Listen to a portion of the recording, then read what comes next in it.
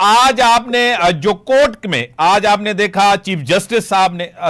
7 रुकनी bench की जिस तरह एक एक हेयरिंग की है, उसमें काफी चीजें डिस्कस हुई हैं, जिसमें चीफ जस्टिस साहब ने यह भी कहा है कि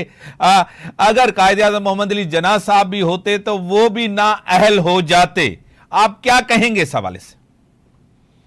पहली बात यह है कि आपके प्रोग्राम में मैं सरदार रहम साहब को सलाम देता हूँ, मेरा सलाम पहुंचा दें उन तक। जी। जो सवाल आपने किया उसके मुतालिक मेरा जवाब यह है, मैं शुरू से एक बात कहता हुआ आया हूँ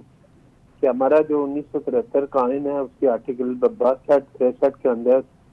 जो लाइफ डिस्क्वालिफिकेशन का कोई वजूद ही मौजूद नहीं है। सही। और उस वक्त चूंकि एक ऐसे ग्राउंड पे आपने लाइफ डिस्क्वालिफिकेशन का कानून पास किया जिसका ना तो कोई बेस था,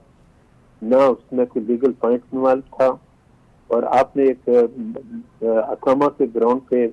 पहले एक आदमी को डिस्क्वालीफाई किया और बाद में एक दूसरे आदमी को भी लाइफ के लिए डिस्क्वालीफाई किया, और जो डिस्क्वालीफाई होने के काबिल था उसको बचाया और दूसरे आदमी को कुर्बानी का बकरा बनाया। मेरे नजदीक मेरा कहना यह है कि अदलिया वक्तन फौकन अगर ये समझती है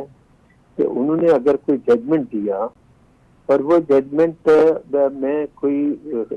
खामी मौजूद है, कोई गलती मौजूद है, तो लार्जर बेंच कंस्टिट्यूट करके उस गलती को दूर किया जा सकता है, जजमेंट को किसी भी स्टेज पर रिव्यू किया जा सकता है। सबको इस बात का क्रेडिट जाता है कि क्योंकि जो पहला एक जजमेंट जिसका हवाला आज सुप्रीम कोर्ट में दिया गया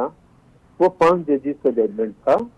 और अब जो है ये लार्जर बेंच बैठी है, इसमें 7 जज अपनी जगह पे मौजूद है। अब आज जो सुप्रीम कोर्ट में जो ऑब्जर्वेशन आया या जो रिमार्क्स आए,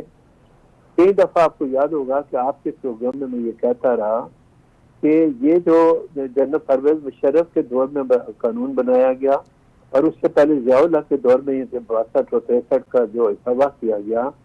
हमारे पार्लियामेंट के वजूद में आने के बाद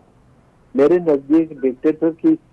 कोई भी जो अमेंडमेंट है उसको खत्म कर देना चाहिए था। ये पार्लियामेंट की जिम्मेदारी थी, जो मैं समझता हूँ कि पार्लियामेंट ने वो जिम्मेदारी को पूरा नहीं किया। अगर पार्लियामेंट उस जिम्मेदारी को पूरा कर लेती और 62-63 में जनरल ज़िया के दौर में जो अमेंडमेंट आई या मुशर्रफ के दौर में जो अमेंडमेंट आई, उसको ये कैसे खत्म कर दिया गया था कि वो डिक्टेटर का बनाया हुआ कानून है जो आइन के अंदर डाला गया, हम उसको खत्म करते हैं, उन्होंने नहीं किया। अब ये मामला क्योंकि ऑनरेबल सुप्रीम कोर्ट में है सही, और आज दिन पूरे दिन की जो प्रोसीडिंग है वो आपके सामने है, और जिस तरह के observation honourable chief justice Pakistan ने और बाकी जज साहिबान ने दिए वो आपके सामने है, और ये बात सही है कि ज़िया के बनाए हुए कानून को आइन के अंदर लीगल प्रोटेक्शन किसी भी सूरत में नहीं मिलनी चाहिए थी। मुशर्रफ के बनाए हुए कानून को किसी सूरत में भी जिम्मेदारी उसका अंदर लीगल प्रोटेक्शन नहीं मिलनी चाहिए थी।